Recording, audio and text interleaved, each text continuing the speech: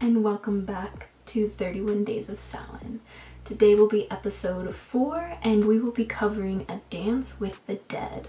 If you are new here, thank you so much for clicking on this video. My name is Azura and today I will be your host for 31 Days of Samhain. Before we get started, 31 Days of Samhain is the series brought to you by Hatchlings for Hatchlings to learn, discuss, and grow together during the season of autumn and to learn more about Samhain. In addition, for each day, a hatchling has made a corresponding blog post within the Hatchling clan Amino that goes into more detail for each topic as well as a challenge for you to try. As we all know, this is the season of the dead and it is time to celebrate the dead and call upon them and invite them into our space. This is a time to honor past loved ones, to celebrate their lives, and to invite them back into our house for a time. So now it is time to die and learn a little bit more about the dead. For day 22 in our 31 Days of Samhain, we will be covering offerings for wandering spirits, and this is brought to you by Star. Now, we want to give offerings for wandering spirits because they are all over the place during this time of year, and it's really important to make sure that they know they are welcome and loved and cherished in this realm still. Things that you can do is leave offerings of fruit, wine, cakes, things of the like outside your doorstep to offer to spirits wandering at this time. You can also leave other sorts of offerings as well. Don't forget though that you can always offer them whatever you like and whatever you feel called to do so, because remember, again, it's all about your practice and how you choose to honor the dead and how you choose to give them offerings, and this can be done however you wish. That is all we have for day 22, and if you want to find some awesome DIY offerings as well as some other things you can try for offering to the dead, please check out the link down below in the Hatchling clan made by Star. For day 23, we'll be covering altars and shrines for spirits. We have a special guest, Moondancer, for today, and she's going to tell us a little bit about how to create an altar and shrine for spirits, as well as how she did it herself. So marry me and welcome Moondancer.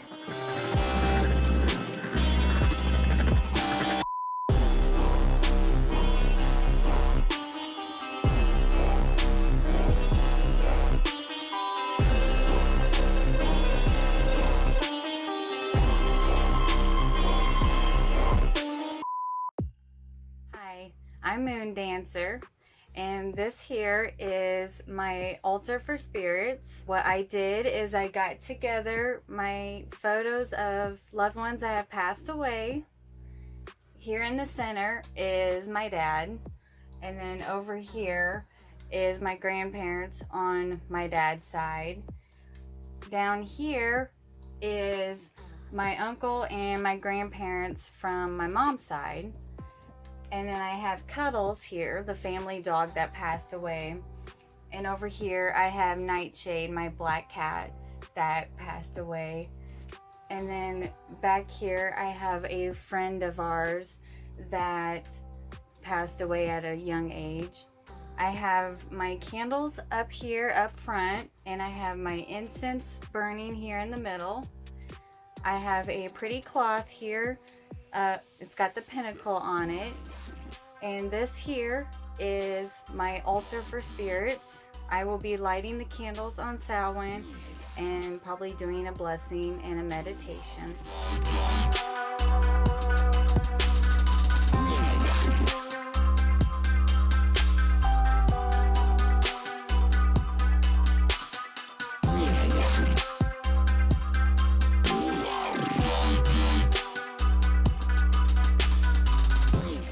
Moondancer for teaching us a little bit more about creating altars and shrines for spirits, and if you want to learn more as well as a challenge that you can try, please click the link down below made by Moondancer within the Hatchling clan for more information. For day 24, we'll be learning a little bit about death and rebirth, and this is brought to us by Phoenix Brevitas. During this time of year, it's all about change and death. The earth right now is dying. All the trees are shedding their leaves as the most iconic part of this time of year. And this means that it's time to kill the things that do not serve us so we may be reborn again in springtime.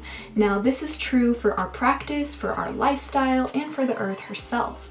As you also may notice, many things die off during this time, and this is so they can be reborn in the springtime after the cold and dark winter ahead of us. You can use this in literal terms, or you can also use this as a symbol to maybe look inside yourself and see what you would like to kill off within you, or certain things that you have in your life that you want to kill. Not literally, I mean more symbolically, figuratively. For example, maybe you have a habit that you really hate.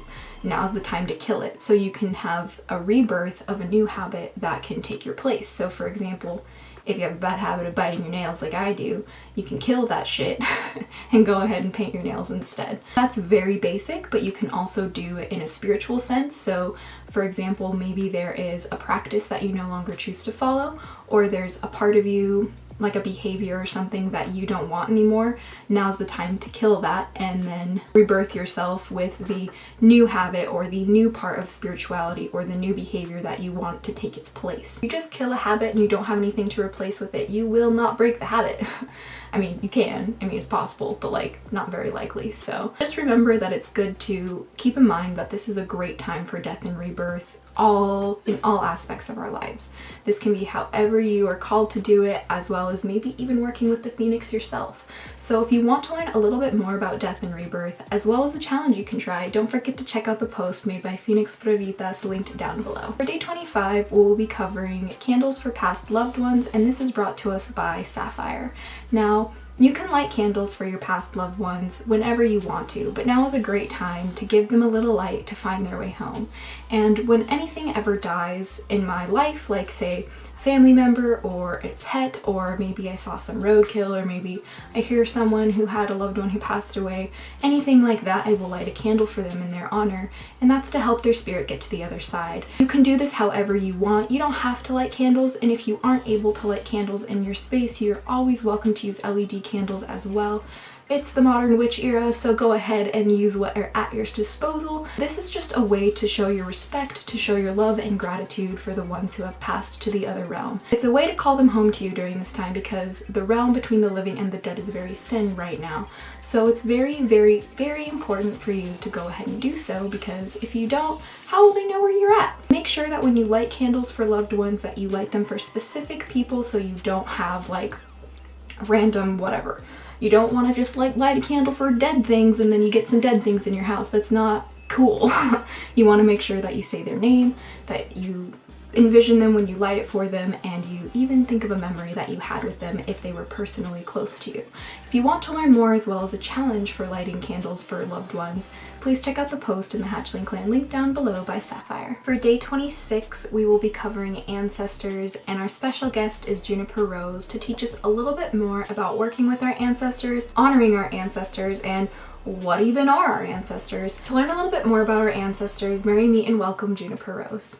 Hello everybody, my name is Juniper Rose, and welcome to day 26 of our 31 Days of Samhain challenge. I am so excited for today's subject. We are going to be talking about ancestral magic and some quick things that you can do during this Samhain season to honor and communicate with your ancestors. So without further ado, let's get started.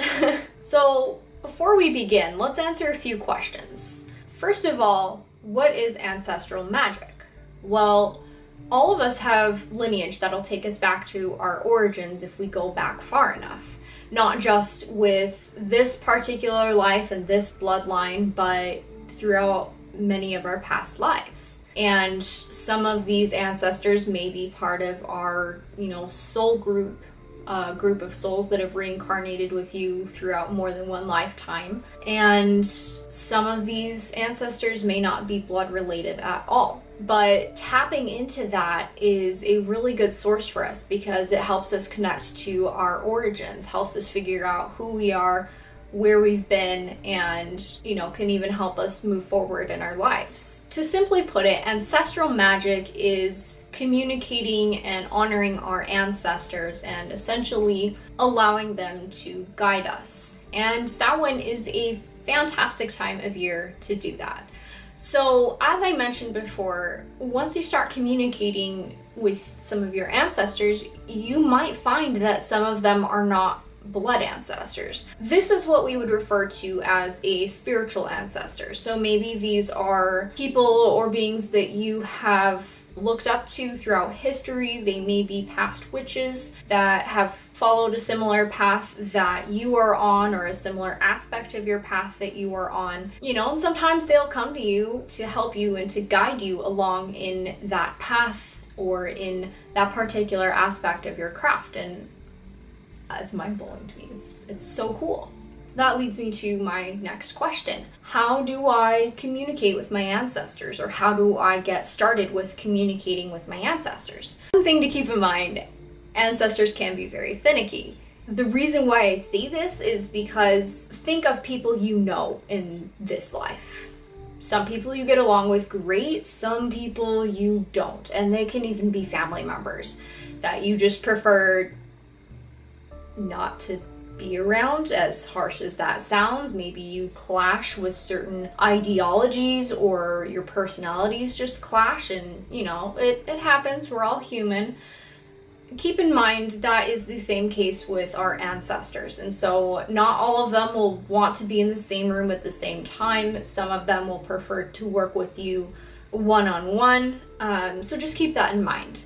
So some ways to start getting in touch with your ancestors. Maybe start some research. Find out, you know, who your ancestors were, what they were like. Your ancestors that you choose to communicate can even be more recently passed, like someone that's passed on in your lifetime. For me, the ancestor that I work with the most was my grandma June, and she passed away when I was 15, but I've been able to still maintain communication with her, and she's been a phenomenal guide for me on my path. Question number 3, how can I honor my ancestors this season? So this is where we get into the challenge part. For the challenge, you can do one of 2 things or both of those things. Option number 1, create an ancestral altar. You can decorate your altar with things that they loved, objects that remind you of them, and if you have any pictures of them, that would be a phenomenal thing to add to your altar as well. So, you know, create your ancestral altar and sit down in front of it and meditate with the intent of getting in contact with maybe 1 or 2 of your ancestors. Option number 2 is to hold a silent supper for your ancestors. Basically, the gist of a silent supper would be just to make a dinner to honor a particular ancestor, maybe more than one if you feel they'll be okay in the same room with each other. Make some dishes that they loved and set an extra place setting for them, and, you know, fill up their plate with food. Invite them into your space and just quietly have dinner with them. At the end of each of these activities, make sure you take a note in your book of shadows of any thoughts, feelings, emotions, colors, images, anything that came to mind. Even if you don't think it's anything, maybe you look back and realize that maybe that was a message from an ancestor, and just really be open to communication with them. So that is your challenge, and there are also pre and post questions that I put in my post on this challenge in the Hatchling clan. So don't forget to check my link down below. That will have all of the details that you'll need. So anyways, I hope you guys enjoyed this video, and I hope you guys enjoy the challenge. I cannot wait to hear about your personal experiences with it. So make sure to make a post in the Hatchling clan and let me know how it goes. But other than that, thank you so much for tuning in and watching today, and happy Samhain. Bye! Thank you so much, Juniper, for explaining a little bit more about our ancestors. And if you want to learn more about how to work with your ancestors, learn a little bit more about what they are, how to connect with them, as well as a challenge for you to try, please click the link down below to see more information on Juniper's post. For day 27, we'll be covering the art of letting go and release magic, brought to you by yours truly. I wanted to cover the significance of grieving and crying and releasing pent-up emotions for this time, because a lot of us have really painful associations when it comes to death, and death is still very taboo within our society today and in many families even. So it's very important to develop a healthier relationship with death and to enable ourselves to experience the grieving process and to release the emotions that we feel, because sometimes when we lose a loved one, it shatters our world, it changes our lives, and it can really fuck us up for a while. So we don't want you guys to be bottling all of that in, especially if you say you lose a pet, you lose a family member, a friend, a significant other, maybe someone close to your family or friends that you know, or someone related to somebody that you know passes away, or maybe even a teacher or someone in your workplace. It can all hit us whenever we don't expect it, so it's important to understand how imperative it is to cry and to release these emotions. Keeping them bottled up inside you will only cause you long-term pain, damage, and trauma. And especially the longer you keep something within you, it's going to absolutely affect you. Whether or not you realize it, it will cause you issues, it will cause problems, and you will notice it. So that's why we really wanted to discuss about release magic and how you truly can release this. If you want to learn how to do a ritual to release these emotions and more about the art of letting go, please check out my post that I made linked down below within the Hatchling clan, and I will explain in depth about doing these things, what it's like to grieve, how to provoke these processes, especially if you have a lot of built up emotions right now that you never truly properly addressed, felt, and then let go. So a lot of us struggle with letting go. I know that it's really hard for many of us to let go. I know that I am included in that. I definitely struggle letting go sometimes, but I know how important it is to do so. So I really try to push myself to release, it's really important. And when you do release, you feel refreshed, you feel renewed, and you feel reborn, because those heavy, heavy feelings that just sink down to the bottom of your heart and soul really weigh you down energetically, especially when you're trying to live a better life. It will affect you. So it's just important to understand that it's okay to grieve. It's okay to release your emotions. It's okay to cry and get angry and all of those things when you are letting go, when you do lose a loved one, when you have experienced death or something similar. So this is just something for you to have. It should be a tool in your witchy tool belt. And for anyone, honestly, you don't have to be a witch. It's kind of a human thing.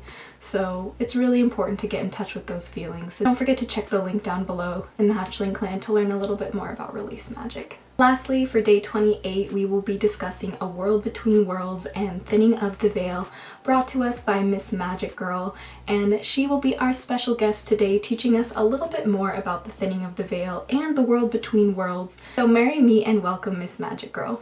Hi, my name here on YouTube is MissMagicGirl TV, and I'm going to be talking a little bit about Samhain and the thinning of the veil.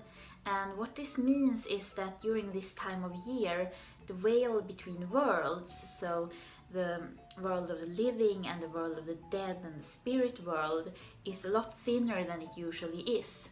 Samhain is actually one of 3 spirit nights that happens during the year. The other 2 is May Eve and Midsummer Eve. And there are a lot of magical folklore attached to those different days. And everything from fairies to ghosts come out to play, so to speak, during this time. There are a lot of magical power in times of transition. When you go from one state to another, like when there's a new year or a new season, or you go from night to day, or from dark to light, or you go from being asleep to being awake. In those moments when you are kind of on the threshold between opposites, there is this moment when those borders that keep those things separated from our point of view kind of melts away, or maybe I should say the illusion of them existing melts away, and you see the bigger picture and you feel this unity with the bigger universe and realize that really there are no opposites, we are all one and we are all connected. And it's this kind of thinking that opens up during times of transition that puts us closer to those spiritual realms and other worlds. The important transition that takes place during Samhain and that we celebrate really is the transition from summer to fall, the cycle of the seasons, and this also strengthens the connection to the cycle of life and death, and this life and the afterlife and so on. A lot of people will use this time of the veil being so thin to contact the spirit world, and if you're going to do that, I will say that you should proceed with caution, because when the veil is this thin and you just call out to the entire spirit world, you might become this like shiny magnet that everyone is drawn to, and you will probably attract way too many spirits at once, or maybe even some mischievous ones. So just make sure you are very clear on who you want to talk to, what kind of energies are welcome, and make sure to take all magical precautions to keep your space safe. Instead of trying to contact the spirit world, a lot of people during this time of year just focus on honoring their ancestors. For example, you can make a special altar to honor your ancestors, where you put their photos and things from that they had during their lifetime, and you can light candles and say their name and thank them for being part of your family or being a part of your life, and you can sort of meditate on them at your altar. And also some people will put out a special plate at the dinner table for a deceased relative, or maybe a special pet bowl for a deceased pet.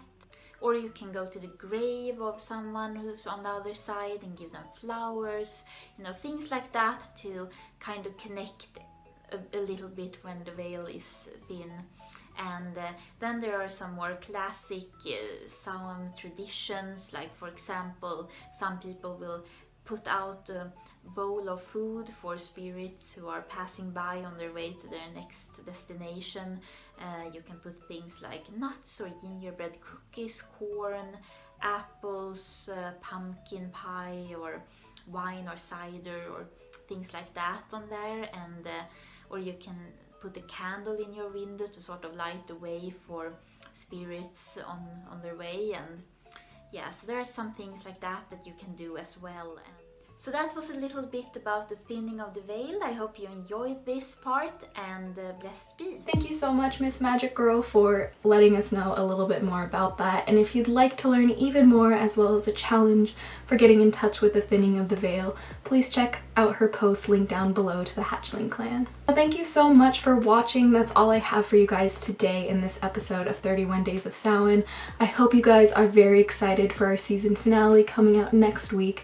But for today and for this week, just remember to think about death and to really understand how you feel about it. Get in touch with how it makes you feel, your experiences with death, and maybe even release a little bit of those emotions if you may not have the best relationship with death. I know that everybody is naturally afraid to die, just because you're afraid to die doesn't make you weak, it makes you human, makes you alive, and we're all programmed that way. So just remember, it's something that's really important to talk about, and something that we really should embrace more in our society, because it should be celebrated as well. So thank you guys so much for watching. Don't forget to support all of the hatchlings that have helped me put this episode together. You can find all their information down below, as well as the blog posts that they created, in addition to the days that we covered today. Please, please, please show your support and give them a follow and subscribe to them on YouTube if they helped out, because I could not have done it without them, and I'm so grateful to have them along for the journey. I hope you guys enjoyed A Dance with the Dead, and please leave your comments down below about how you feel about death. Let's have a conversation about this and come a little bit out of the dark when it comes to this type of discussion, because I think it's really important for us to really understand how we feel about death and how our own personal experiences may have affected us, as well as how they may have shaped us into who we are today. And nothing is wrong with how you choose to perceive, experience, and process death. There's no right or wrong way, so don't feel pressured in any way, shape, or form. This is something for you to do, to understand how you feel and to open up your mind, heart, and soul to this experience, as well as to kind of clear away a little bit of fear surrounding death and the world of the dead. So thank you guys so much for watching, but until next time, stay geeky, cheeky, and freaky, little hatchlings. But until next time, blessed be and bye.